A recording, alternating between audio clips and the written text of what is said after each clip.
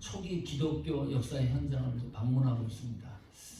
초대교회가 계속 성장하고 있었습니다. 확장되고 있었습니다. 어림잡아 성도 수를 계산해봐도 25,000명이 상회하는 많은 결신자들이 늘어나고 있었습니다. 그런데 뜻하지 않게 초대교회에 문제가 일어났습니다. 두 조직이 교회 안에 있었는데 헬라파 히브리파 유대인입니다. 헬라파 유대인은 동포 출신입니다.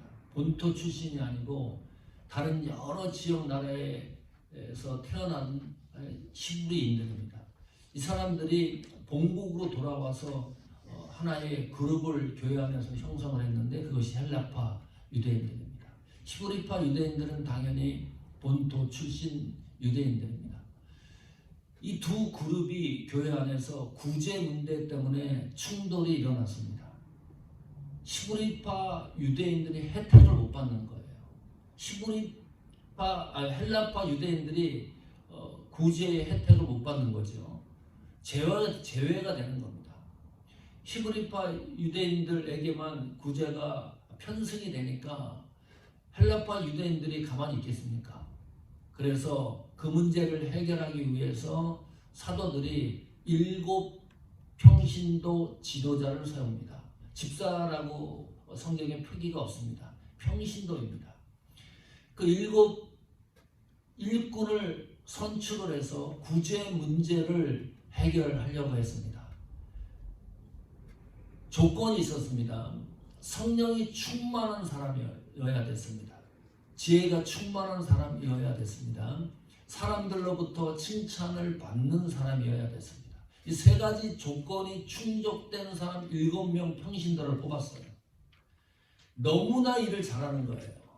성경 그 어디에도 그 이후로 초대교회의 구제 문제가 다시 돌출됐다는 기록이 없습니다. 너무나 일을 깔끔하게 사역을 정리를 잘 감당했었던 7명 평신도였습니다. 그런데 만약에 이 문제가 해결이 안 됐으면 어떻게 되겠어요? 헬라파 유대인 교회가 세워지고 히브리파 유대인 교회가 세워졌겠죠. 교회가 쪼개지고 분리가 됐겠죠. 또 인권 문제도 도출할 수가 있고 고소 고발이 난무하고, 왜냐하면 구제에 대해서는 현금이 지출이 됐으니까요. 아주 민감한 부분입니다.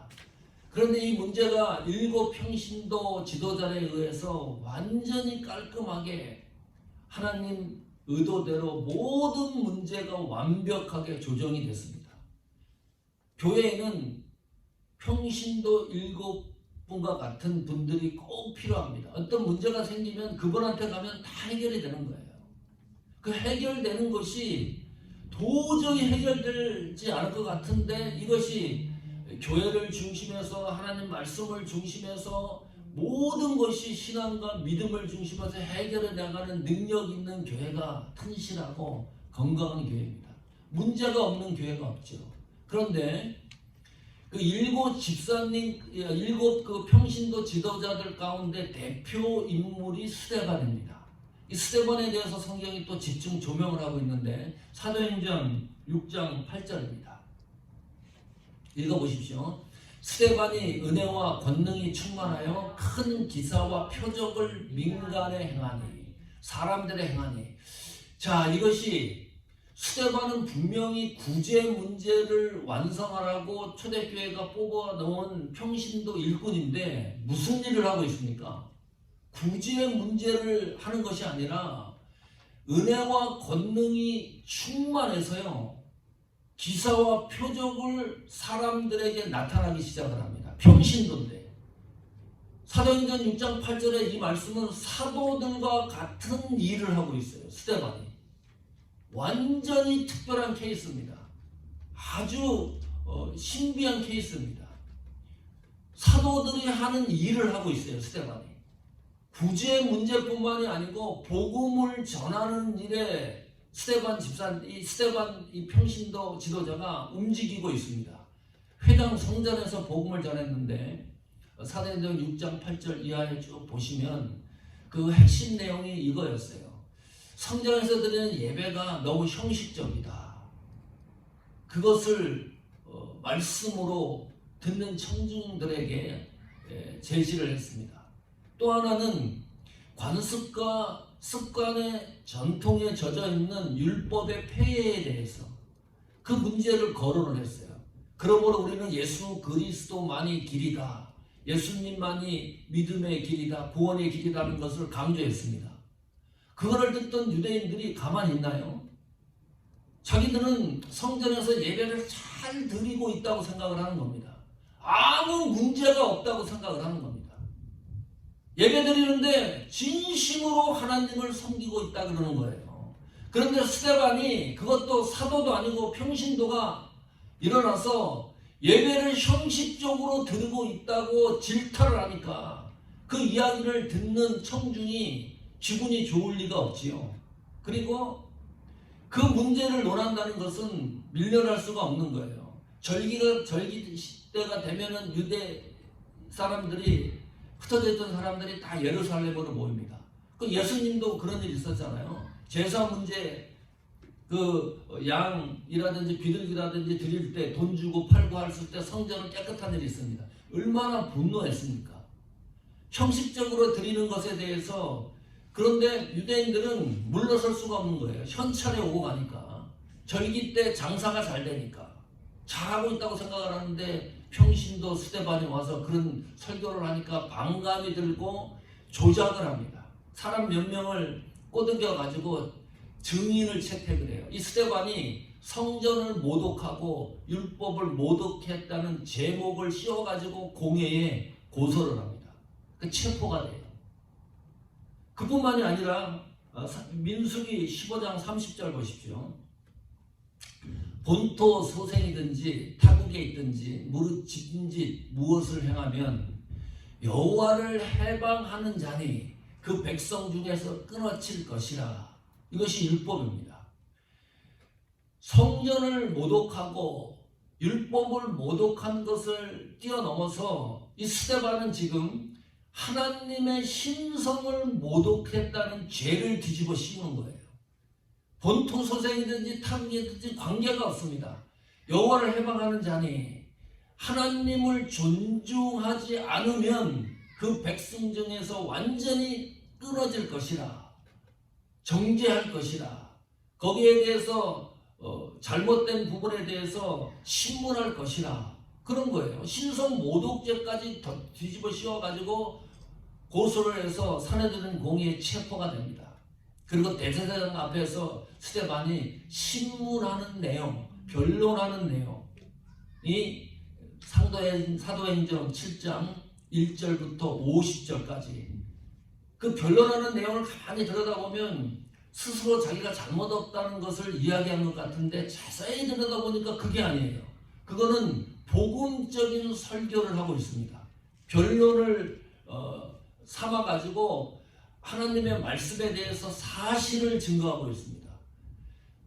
사도행전 7장 1절부터 50절 말씀을 네 가지로 요약을 하면 다 읽어보셨겠지만 지난주에 미리 읽어오시라 그랬죠. 그 내용을 요약하면 이런 거죠. 네 가지 중요한 사실을 담고 있습니다. 역사적 사실을. 첫 번째가 아브라함과 족장시대 역사를 설명을 합니다. 두 번째는 요셉 그리고 애굽시대에 일어났던 역사를 담고 있어요.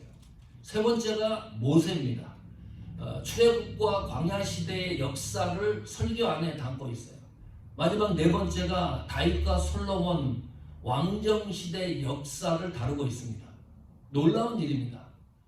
사도들도 이렇게 설명할 수 없는 긴 장문의 설교를 성경이 담고 있어요. 성경 신약시대에 사도들 바울이 얼마나 설교 많이 했어요. 베드로가 설교 얼마나 많이 했습니까? 누가도 그렇고요.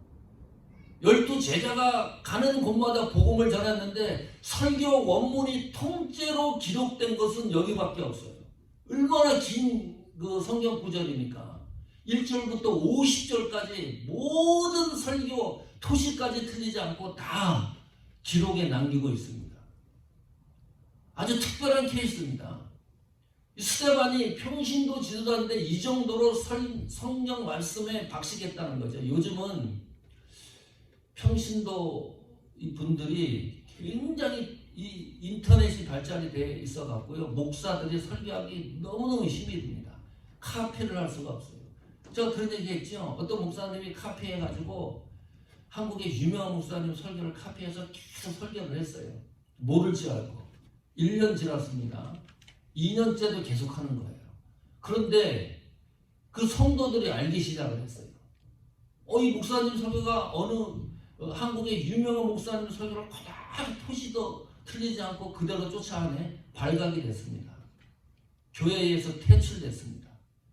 얼마나 많이 설교를 들어요 우리가. 네? 이것이 너무 많은 설교를 들으니까 이것이 맞는지 틀리는지 헷갈려요. 어떤 것이 맞는 설교인지 안 맞는 설교인지 구분하기가 어려운 시대에 살고 있습니다. 이 당시에요. 이미 스데반 이 평신도 지도자는 사도들이 버금가는 성경 지식을 알고 있습니다. 그러니까 얼마나 목회자들이 사도들이 복음을 증거하는데 애를 써야 돼요. 일주일 내내 애를 써야 됩니다. 다른 나의 설교를 만들어야 되는 거니까 하나님이 주시는 어디서 카피해갖고 전달하는 설교가 아니니까. 그러면 무슨 신이 있겠어요. 이 스데반 집사님은 복음에 대해서 확실한 심증을 갖고 증거하기 시작을 했습니다. 그래서 체포가 되는 거예요. 그래서 마침내 신약시대 최초의 순교자가 됩니다. 하나님 앞에 몸을 드리는 죽음을 당하는 최초의 성도가 됩니다. 이 스데반 집사의 순교를 통해 세 가지 중요한 신앙의 원리를 발견할 수 있습니다. 기억해야 될 아주 중요한 부분들입니다. 다시 확인을 하는 겁니다. 우리가 너무나 잘 알고 있는 부분들입니다. 그 첫 번째가 회개입니다. 우리 51절 읽어볼까요? 사도행전 7장 51절 같이 읽어보겠습니다. 시작. 목이 곱고 마음과 귀에 할례를 받지 못한 사람들아, 너희가 항상 성령을 거스려 너희 조상과 같이 너희도 하는도다. 이 부분이 1절부터 50절까지 설교 내용에 대한 결론 부분이에요. 결론을 이렇게 내고 있는 거예요. 느닷없이 기독교 전 역사 구속사를 설명했던 스데반 집사님이 느닷없이 이렇게 얘기를 해요. 목이 곱고 마음의 귀에 할례를 받지 못한 사람들아, 너희가 성령을 거슬렸다. 너희 조상과 같이 똑같이 너희가 지금 하고 있지 않느냐. 이 음성을 듣고 어떤 일이 일어났을까요? 이 메시지가 너무 강력한 겁니다. 딱 집어가지고 얘기를 한 것이기 때문입니다. 너무나 감정을 자극하는 말씀입니다. 강력한 정도가 아니라 듣는 사람들이 언짢은 표현이 들어있기 때문입니다. 너희 조상과 같이 성령을 거슬렸다. 무슨 말입니까? 하나님과 반대되는 길을 가고 있지 않았느냐? 왜 이렇게 죄를 지면서 하나님 앞에 목이 뻣뻣하냐? 하나님의 은혜를 경험하고 이게 뭐하는 짓이냐? 왜 신앙생활을 이따위로 하고 있느냐?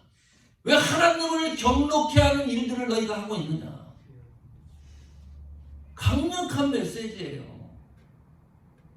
이런 메시지를 들으면 이런 상황에 젖은 사람들이라 그러면 어떤 감정이 일어날까요? 그래서 이렇게 얘기를 하는 거예요. 여기서 끝나지 않습니다. 신명기 9장 13절입니다. 신명기 9장 13절 보면 여호와께서 또 내게 일러 가라사대 내가 이 백성을 보았노라. 보라, 이는 목이 곧은 백성이니라 그랬습니다. 이걸 하나님이 이스라엘 백성을 두고 이야기한 겁니다. 모세가 시내산에서 돌판에다가 십계명을 받아가지고 내려오다가 희귀한 일을 보는 거예요. 그 없는 틈을 타서 금송아지를 만들어요. 이게 하나님으로 믿자는 거예요. 이게 될 일입니까? 성도가. 우리 영어 성경에 하나님을 했을 때 대문자 G를 써요. 그런데 그 당시 상황을 보면 금송아지를 만들어 놓고 이스라엘 백성들이 하나님으로 믿자라고 했을 때 소문자 지를 씁니다. 접신인 걸 알아요.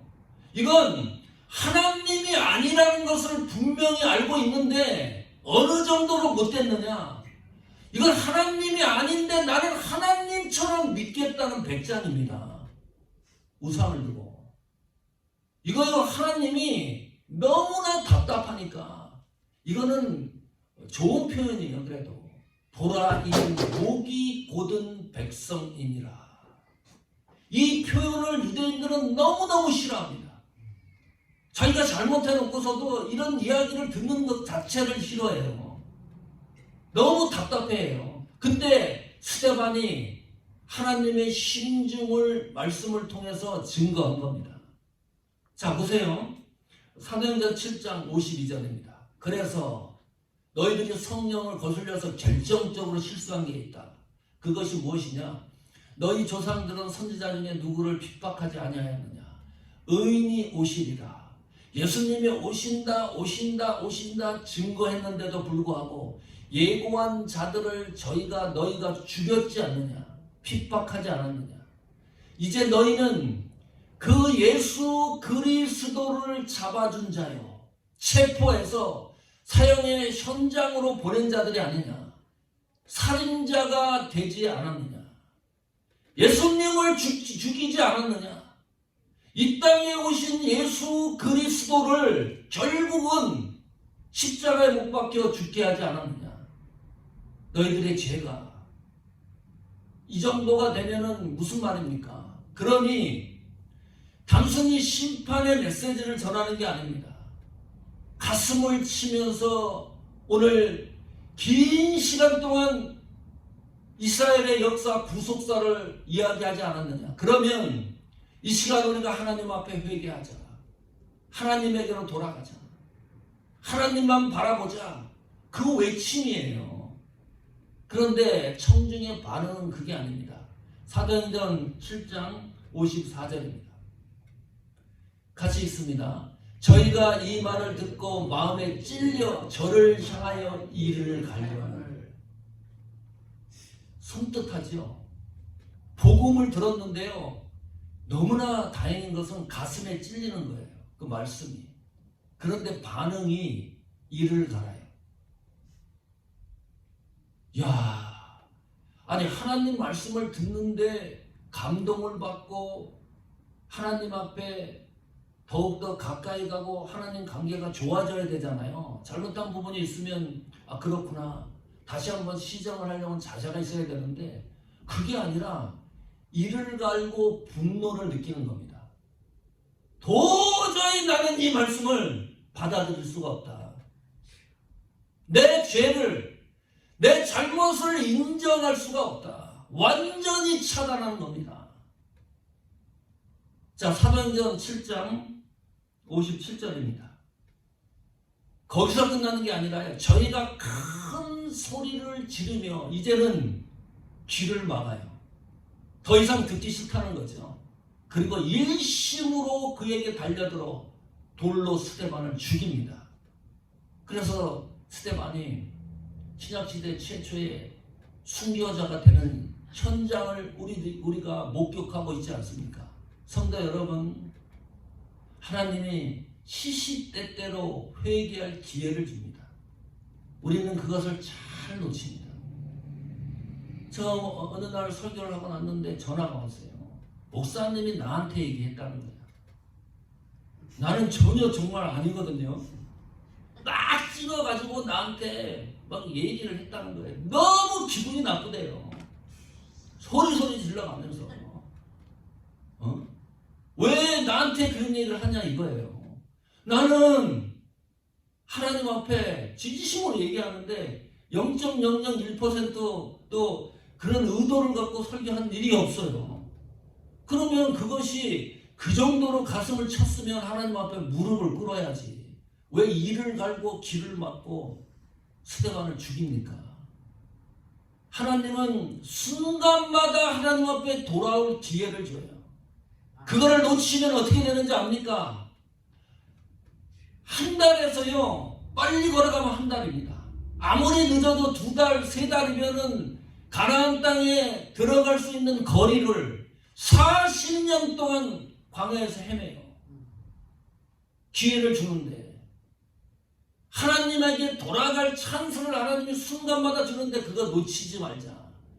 오늘 말씀에서 다시 한번 확인하는 겁니다.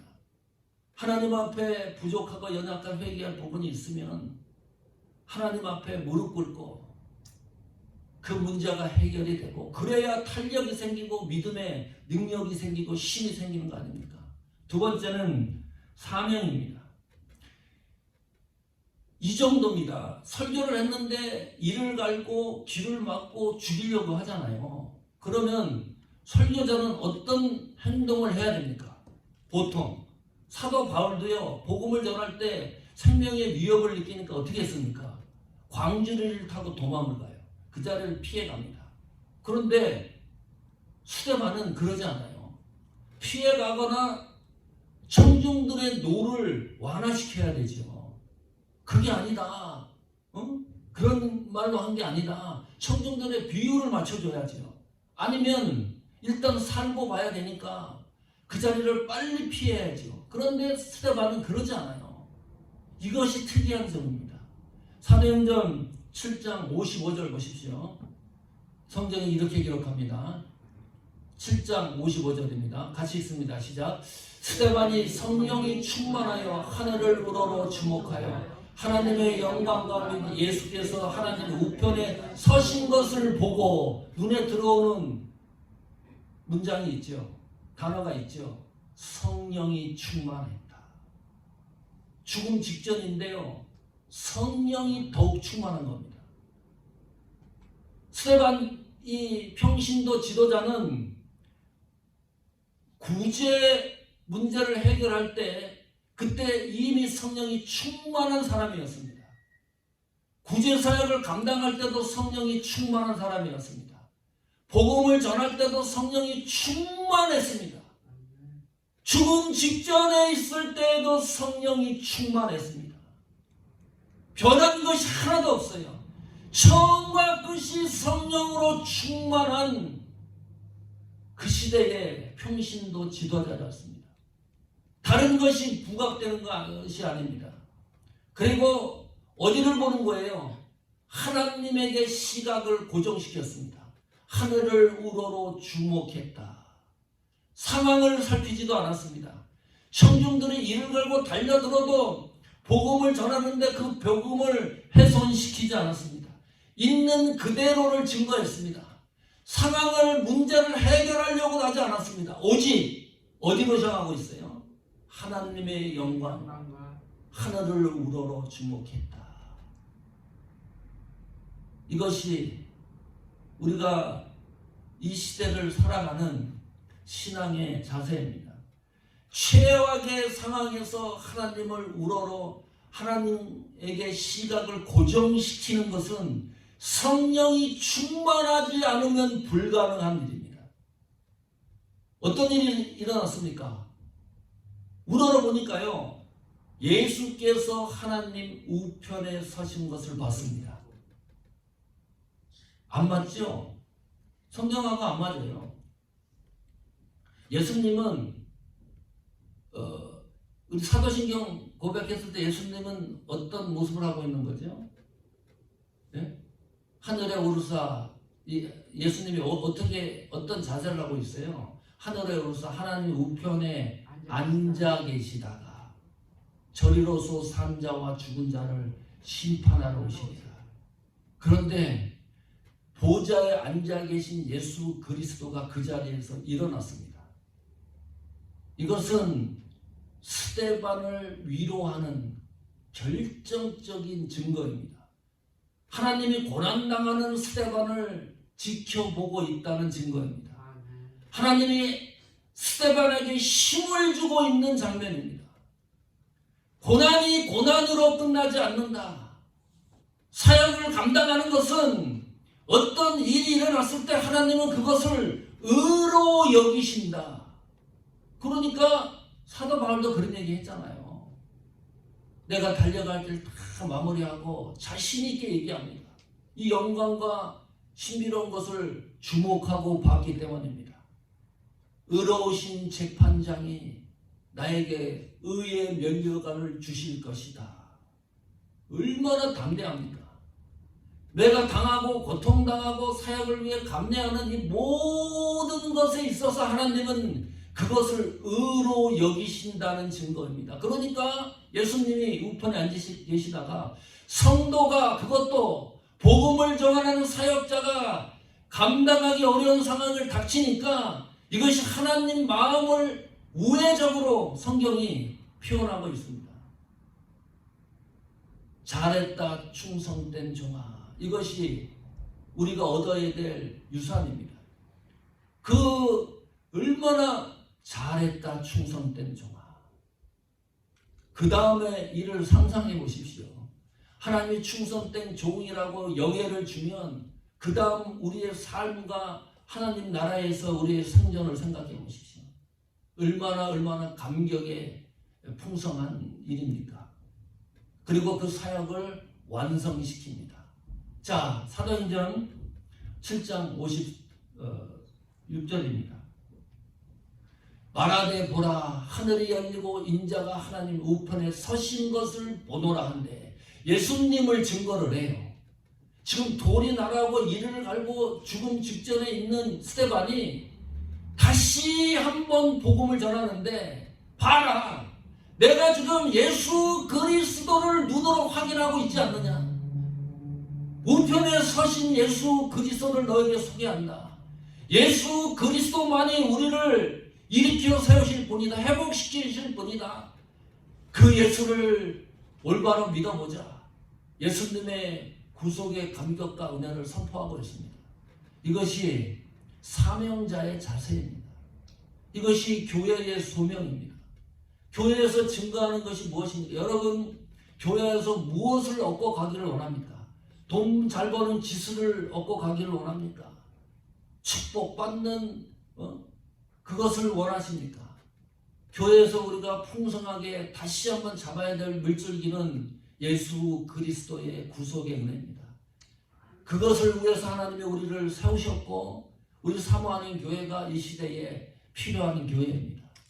마지막 세 번째는 스데반 집사를 통해서 확인해야 될 세 번째 중요한 요소는 용서입니다. 사도행전 7장 60절입니다. 읽어볼까요? 말하되 보라, 하늘이 열리고 인자가 하나님 우편에 서신 것을 보노라 한데. 말하되 보라, 하늘이 열리고 인자가 하나님 우편에 서신 것을 보노라 한데. 사도행전 7장 몇 절이에요? 7장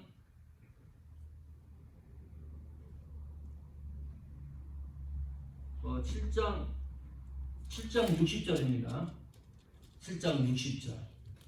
그 6장 60절 잘못됐습니다. 7장 60절에 보면 이렇게 되어 있어요. 스데반이 무릎을 꿇고 크게 불러 이르되 주여 이 죄를 그들에게 돌리지 마옵소서, 이 말을 하고 자니라 그랬습니다.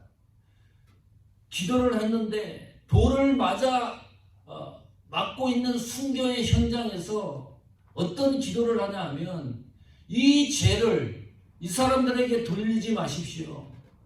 용서해 주십시오. 그런 기도를 해요. 이게 가능한 일입니까? 죽어가는데. 애매히 죽는 거 아닙니까? 스데반이 뭔 잘못이 있어요? 복음을 복음대로 증거한 것밖에 없지 않습니까? 돌을 맞아 얼마나 아플까요? 돌 맞아 죽는 게. 예? 병원 가서 주사 맞기도 공포에 떨고 아프고 그런데 돌을 맞고 죽는다고 생각을 해보세요. 사람이. 그 시점에서 어떻게 이런 용서의 기도가 나올 수가 있을까? 도저히 이해가 안 가요. 이해가 안 가는 정도가 아니고 받아들이기가 어려워요. 2004년 6월입니다. 이라크 전쟁이 있었죠. 이라크 전쟁 직후입니다. IS가 있어요. 우리가 너무 잘 알죠. 그 테러 단체. IS 전신이 유일신과 성전이라는 단체입니다. 아주 테러 집단이죠. 그때 이라크에서 선교를 했던 김선일 선교사님이 체포돼요. 당시 나이가 33세입니다. 그 영상이 지금도 인터넷상에 계속 떠돌아다닙니다. 한번 확인해 보셔도 좋습니다. 그 인터뷰하는 게 있어요. 이 유해신과 성전 그 테러범과 인터뷰를 하는데 어떻게 얘기를 하냐면, 나는 미국 싫다. 부시 대통령 너무너무 싫어한다. 미국도 싫어한다. 왜 전쟁이 일어났는지 아느냐. 이 부시 대통령이 이라크에 있는 석유를 타치하려고 전쟁을 일으키고 괴롭힌 거다. 사실이 아니에요. 사실이 아닌데 유해신과 성전 테러범에게 잡혀 있으니까 이거 어떻게 살아야 되잖아요. 그 사람들한테 비위를 맞춰야지. 그래야 자기가 살 수 있으니까. 그런데 그 영상을 찍어가지고 그거를 막 퍼뜨렸어요. 이 테러범들이. 죽음 직전에 참수를 당합니다. 목 잘라 죽어요. 결국은. 목 잘라 죽은 이 목이 없는 영상을 또 퍼뜨렸어요. 죽기 직전에는 어떻게 인터뷰를 한 것을 퍼뜨렸냐면, 제발 한국군이 파병했었습니다. 한국군이 파병한 것을 한국으로 철수시켜달라. 나는 죽고 싶지 않다. 정말 살고 싶다는 거죠. 너희들 목숨만 중요한 게 아니라 내 목숨도 너무너무 중요하다. 선교사님이. 이것이 논란이 됐어요. 이 선교사로 순교로 인정을 해야 되느냐 말아야 되느냐. 여러분 생각 어떻습니까? 인정해야 됩니까? 안 인정해야 됩니까? 사람이요, 생명이 죽음 앞에 서면 나도 그럴 수 있을 것 같다. 너무 단편적으로 보는 부분들입니다. 그냥 총으로 그냥 땅 쏴서 죽으면 그럼 같다는 거죠. 그 공포를 좀 덜 느낄 수가 있죠. 이거는 그것도 아니고요. 칼로 목을 잘라서 죽인다고 그 공포 분위기 이런 거를 생각해 보십시오. 얼마나 복잡했을까 이 선교사님이. 뭐 그런 얘기를 하고 싶어서 했겠습니까? 심중이 가요. 왜 선교사가 당당하게 죽지 않았느냐?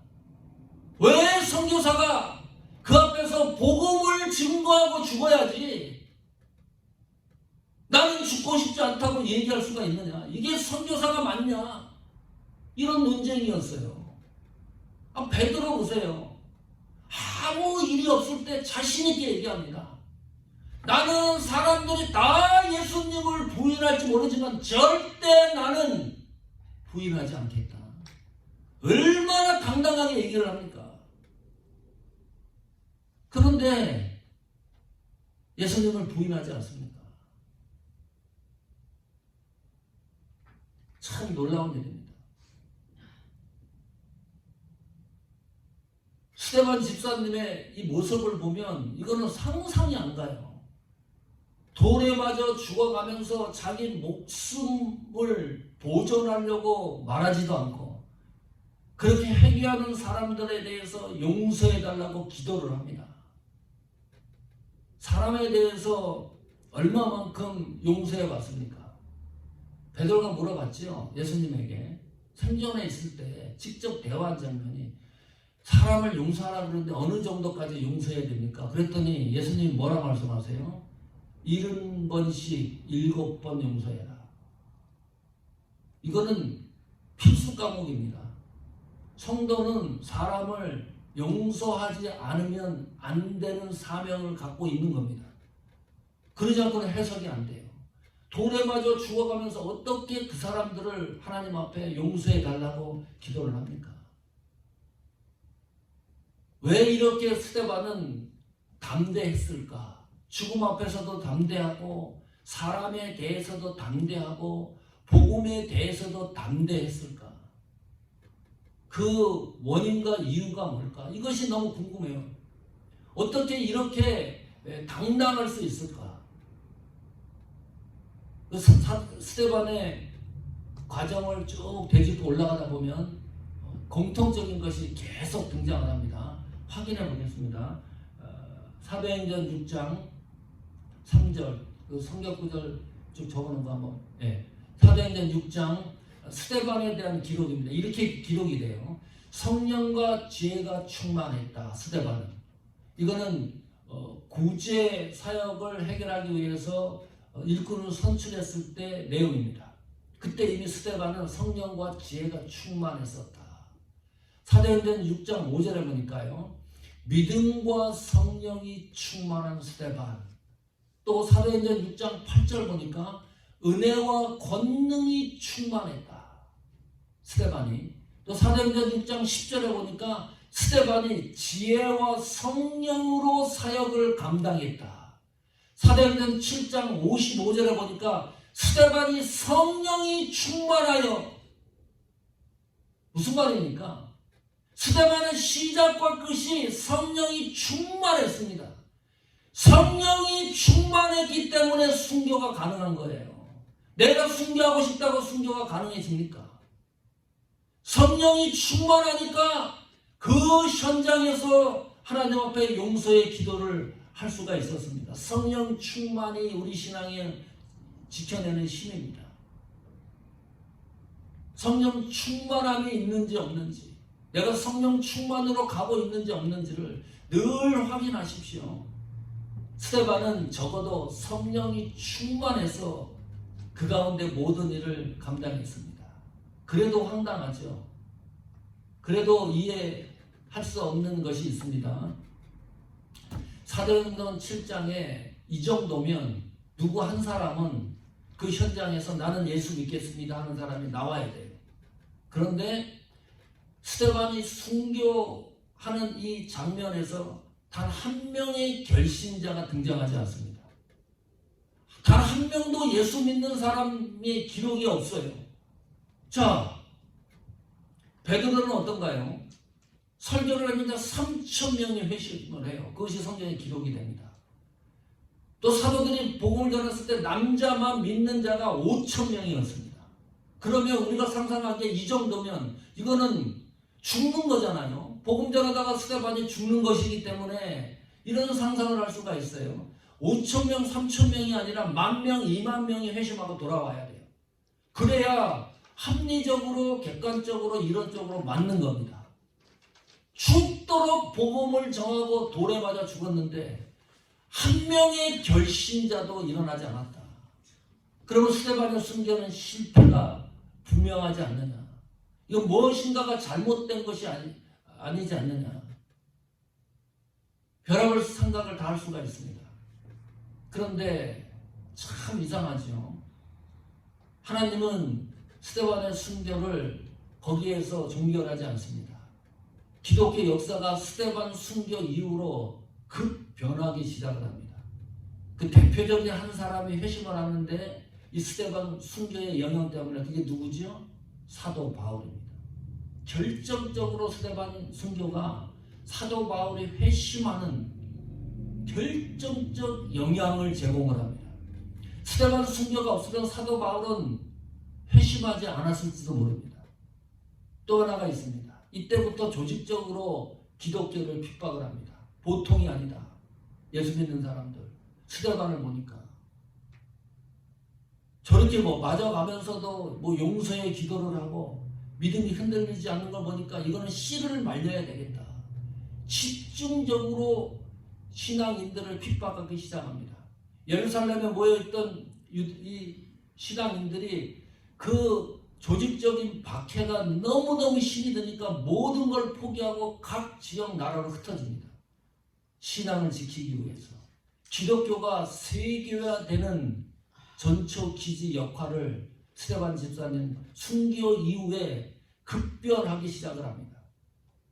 성도 여러분, 어떨 때 그런 경우가 있습니다. 사역을 하다 보면 막막할 때가 있습니다. 결실이 너무 더딜 때가 있습니다. 우리 신앙생활 할 때도 그래요. 벽에 막힐 때가 있습니다. 보통 그럴 경우를 보면 우리가 포기를 많이 합니다. 좌절도 많이 합니다. 그리고 사역을 땅에 묻어두기도 합니다. 오늘 말씀을 보니까 희망이 생겨요. 하나님은 잊지 않는구나. 하나님은 우리가 어설프게 기도하는 것까지도 놓치지 않는구나. 하나님은 놓치지 않는구나. 하나님이 은혜를 주시면 그 은혜를 놓치지 않는다. 하나님은 우리가 최선을 다해서 하는 사역을 잊지 않으신다. 하나님은 사람에 대해서 용서하고 붙들고 협력해서 같이 나가려고 하는 모든 순간을 잊지 않으신다. 하나님이 잊지 않는다는 말은 하나님의 계획과 하나님의 결론이 있다는 뜻입니다. 내일이 아니라는 뜻입니다. 내일이면 얼마든지 포기하고 뒤돌아서는 그뿐입니다. 하나님이 우리에 주신 사역의 전원성이 있기 때문에 지켜나가다 보면 어느 순간에 하나님이 결론을 맺는데 그 결론이 우리가 상상을 초월하는 끝을 맺는 분이시다. 오늘 이 말씀이 우리 신앙을 지탱하는 능력이 되기를 축원합니다. 위로가 되기를 축원합니다. 힘이 되기를 축원합니다.